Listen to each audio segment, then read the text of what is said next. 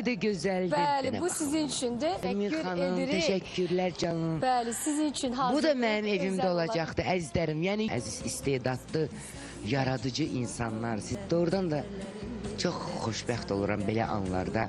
Evet. Çünkü bu da bir dəstəkdir də mənə. Bəli, əlbəttə ki, hər Sevənlərim zaman tərəfindən evimi gözəl bəzəməkdə